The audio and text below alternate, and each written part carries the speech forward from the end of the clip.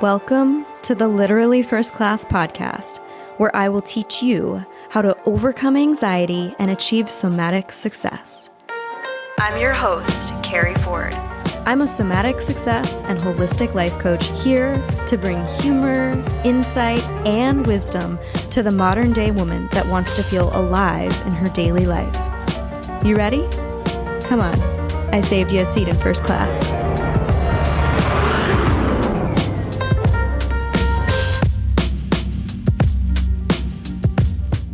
Fuck it, the neighbor's lawn service is there blowing the lawn. And as long as I don't come up onto mine, I don't think it's the same lawn service. We should be good. So today's episode is about liminal space. Liminal space is the very transitional space of uncertainty in which transformation occurs. It's the edge of the edge. It's where the 1% choose to live because they know that on the other side of the liminal space is more peace, more expansion, more of them, more abundance, whatever. It's just better on the other side. But you can kind of liken it, and Richard Rohr says this, before I even read this part that Richard Rohr wrote about liminal space, he likens it to this walking into an unknown room. You know, you're leaving another room that's been really comfortable, that's been serving you for a long time. It's familiar. You know all the crevices. You know the color of the wall, even when you close your eyes. You know where everything is and how it's arranged. And that's exactly why you must leave that room. But upon entering a new room and opening that door, you unlock this new level and this new layer of healing that has now risen to the surface because now it's been revealed. Right? But there's also this discomfort in that because now you don't know the room you're in. You don't know the paint color. Maybe the lights are off. Maybe the room and the space is dark. And maybe you're not even sure what the room looks like fully. You can't quite make out the details. And you know you don't want to go back to the old room. And yet you're scared as fuck to walk into this new room because you've never been here before. You've never been in this room, you've never been in this space, and now you feel like a beginner again. And this is exactly what growth is like. This is expansion happening in real time. And oftentimes we might even try to go back into the other room. It's called the rubber band effect, where we go back, we try it on for size, and we say, you know what, it's kind of like putting on an old outfit that you're just like, yeah, this does not fit me anymore. This is not me anymore. I've outgrown this old outfit. And so we want to go back. And yet when we try those old outfits on or we visit the old room, it feels like nothing's there for us anymore. It feels like I don't belong here. And yet you don't belong in the new room yet either. So it has this feeling so uncertain and so transitional that you don't belong anywhere, which can feel very lost. And so if you find yourself in a season of transition and change and transformation, I'm going to invite you to sit a little bit longer in that space of uncertainty, into the not knowing how the room looks, but in choosing to stay there. Maybe it's sitting in darkness, waiting for the lights to come on, waiting for a little bit more detail to be revealed about what that next step looks like as you go deeper into that space. And I want to read this part of Adam's Return, a book by Richard Rohr. And it's about all transformation taking place in liminal space. Midway in life's journey, I awoke to find myself alone in a dark wood. That's from Dante, the Divine Comedy. But this is chapter 12 from Adam's Return, pages 135 to 139. I don't know if I'll read all of it. He does make a lot of biblical references, which is interesting for me, actually. I grew up not really raised with much of any religion. My parents would put me into vacation Bible school. My dad was Roman Catholic, even went to private Catholic school. My mom was raised pretty strict Christian Protestant. And for that reason, they just decided, you know what? We don't want religion taking over and trying to make decisions for us and our life and family. And so they just chose not to bring that element into our life and our world. But it's funny because God will pursue your heart, and he pursued mine, and he used the pain of my divorce to tap me very loudly on the shoulders and bring me to my knees. And I suddenly had a moment in the healing of my divorce where I thought, oh, this is why we pray on our knees, because God brings you to them. And that was powerful.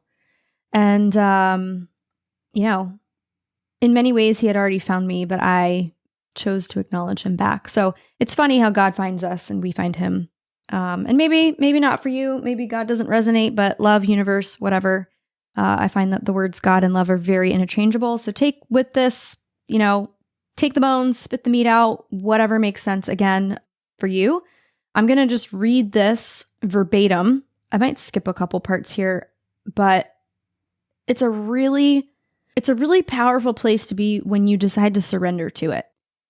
Now, if you're in resistance to it, you're constantly going to feel like you are ping-ponging back and forth between two different worlds, in the not belonging to the new space and in the I've outgrown the old space. And so just know that you're perfectly where you need to be if you find yourself in the not belonging, because in the not belonging, you are actually in a space in between the two rooms, which is the liminal space, a concept refined by Victor Turner in his classic study on initiation and ritual. The Latin word limen means threshold. Liminality is an inner state and sometimes an outer situation where people can begin to think and act in genuinely new ways. It is when we are betwixt and between, have left one room but not yet entered the next room, any hiatus between stages of life, stages of faith, jobs, loves, or relationships. It is that grace time when we are not certain or in control, when something genuinely new can happen. We are empty, receptive, an erased tablet waiting for new words. Nothing fresh or creative will normally happen when we are inside our self-constructed comfort zones, only more of the same. Nothing original emerges from business as usual.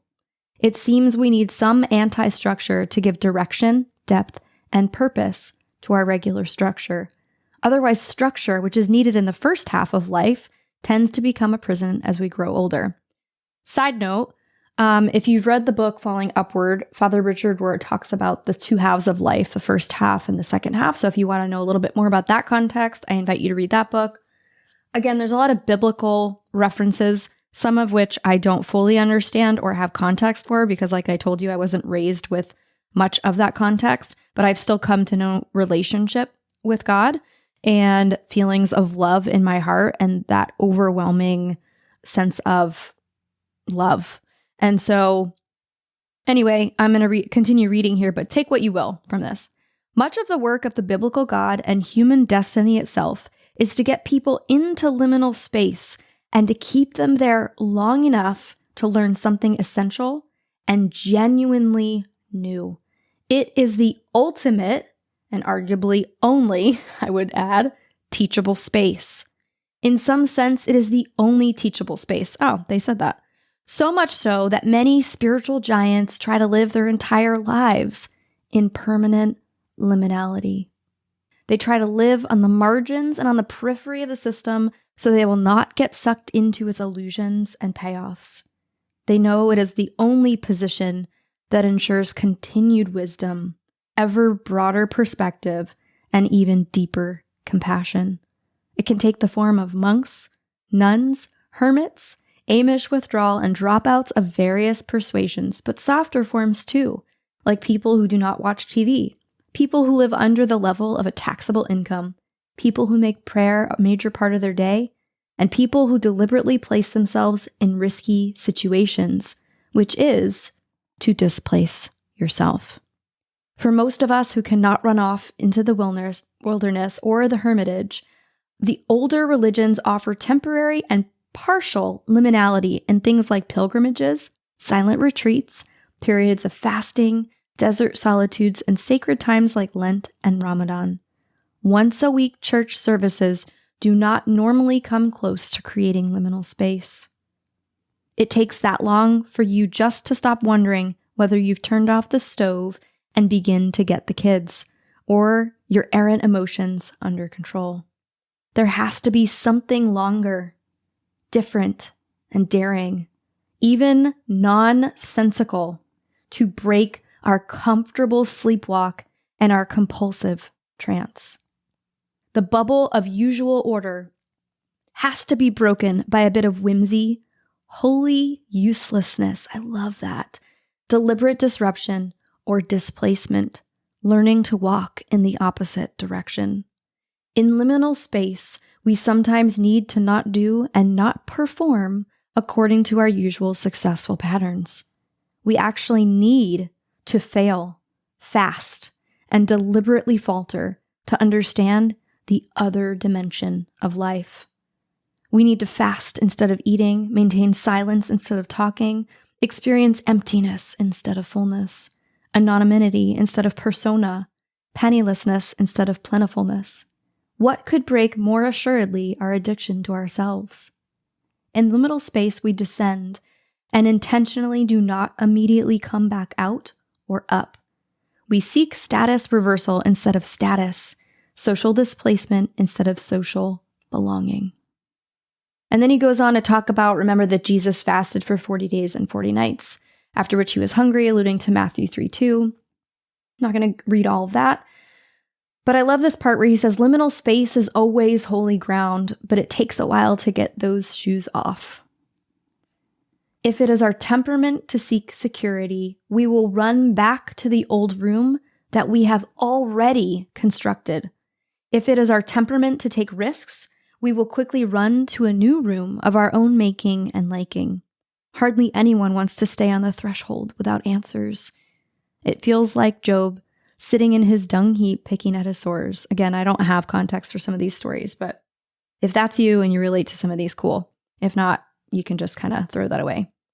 And then the last part here, new things never happen when you are accumulating more self or more ideas and answers. New things happen when you are constricted and limited, and when what you think of as yourself is temporarily or permanently taken away. That is more and more obvious to me, yet for some reason I still want to deny it and hope it isn't true each time. So that's the end of that excerpt from Adam's Return. And I understand this is definitely a heavier, more serious, deep episode, but there's something really beautiful and forgiving and peaceful about suddenly saying, I'm exactly where I'm supposed to be, and that is in the not knowing, in the contraction, in the constriction, in this perceived limitedness, because that is only when something can be born. So it's uncomfortable. A butterfly in a cocoon actually learns how to fly by breaking out of its cocoon. It's got to exercise its wings in order to break free of the cocoon. Only then, in that too tightness, in that constriction, can it be birthed into something new? Can it be transformed? And that's very much like the growth edge. And he even alludes to, I hope it isn't true each time. I literally fucking find myself here every time I'm on that edge of the edge, because so much in the human experience, we want to see proof with our eyes. We want to go out and hire the next strategy coach, and we just give me the plan and I'll fucking do it. And that's not actually what, at least my people, women like us, that's not actually what we struggle with. We don't struggle with, I need a plan and I'll follow the steps. You guys, we're motivated. You know, we don't lack discipline. In fact, we are borderline rigid. But what we struggle with is surrender and trust and letting go. But in that, and only in that, can a new way be born. And it's required in order to create something new from that space. And it's just like I talk about with the anxious achiever. It's not to say that the success that you have hard earned and created is not worth something. It is. But I understand that a certain level of anxiety potentially has been the source of motivation and drive and chase to receive and create some of that success. But what would happen if you got to keep the hard-earned success and also got to take care of yourself and got to love yourself and got to source from a place that was not anxiety, but instead alignment. And it didn't require you to burn it all down and to chase the next shiny object. What then? And there's a particular part I wanted to bring up here too, which is so many spiritual giants try to live their entire lives in permanent liminality. I will say some of the most successful people I know, and the way that I choose to live my life, and the way that Jake and I choose to live our lives together, is that we choose to live on the edge of the edge because we don't want to go back to sleep. It gives a sense of aliveness. It actually feels good after a while to always be the beginner at something new, not because we're broken and need fixing and constant purification, but because we're challenging all the ways the world tells us to be something other than we're not, right? And the world needs more of you, whatever that looks and feels like, whoever you is, not conforming. And I often say, as you come into my containers, we have an entire module in the academy, in fact, which is you signed up for transformation, which means you signed up for cognitive dissonance, liminal space. You literally signed up for me to invite you into the new room, to bring you into a new space, the liminal space, because that is where transformation takes hold and really starts to shift your life for the better with a sense of aliveness and authenticity. And it's fucking beautiful. I love when women come home from my retreats and they are not the same woman. What they have let go of, what they have released, what they have come to face are the parts that they were able to finally let go that were never really them. And so, yes, they're stepping into this unknown, which is actually more of them than they've ever been before. And people see it because they see more of them. They say, oh my gosh, did you guys do drugs there? Like, what the fuck happened on that retreat? The answer is no, we don't do drugs, although nothing against you if you guys do that. I am not a plant medicine facilitator. We don't do psilocybin. In fact, our retreats are dry except for the last night. But you will come and you will release some shit and you'll be held in a container and you will all be invited to lean in and heal that together as a community, because there's something really beautiful and transformational when women really lean in and they don't just say, how are you? But they say, how are you really? How are you really, really doing? If you are being honest, what's true for you right now? And that is where we can really move the needle. And so when I say that I send you home a new person from the retreats, when I say I invite you into the discomfort in my programs, it's why women sign up. They want that sense of aliveness, to participate in actively living their life rather than looking at it from the sidelines or feeling lost and confused on what their potential next step is. Lack of clarity. Wanting to maintain the hard-earned success they've created, but knowing they can't continue to do it this way, that it's not sustainable, that it doesn't feel good, that it actually makes them fucking resent everything that they've created and built. But what other option do they have? Certain quality of life to maintain. So I don't have any other message other than you're exactly where you're supposed to be if you're in liminal space. And if you find yourself in the liminal space, join the academy, the Somatic Success Academy. Sign up for the Made for More retreat. We still have a few spots left for that in August. Surround yourself with other women who choose to pursue liminal space and know that on the other side is even more goodness for them. Surround yourself with women like that because it's going to normalize the transformations. And it's going to normalize the uncertainty, which is a beautiful place to be. So if you find yourself there, there are rooms and there are programs available to you. I wish that I knew this work existed when I was going through some of the hardest walks of my life, trying to figure out which way was fucking up. Turns out, sitting in the discomfort is the first place to start. The second place surrounding yourself with women that are in the same season as you. I hope that this message finds the women that are meant to hear it, because there is nothing more relieving than knowing you're not alone, because you're not alone in it. You're not alone in the confusion or the frustration or the anger that you just can't seem to figure it out.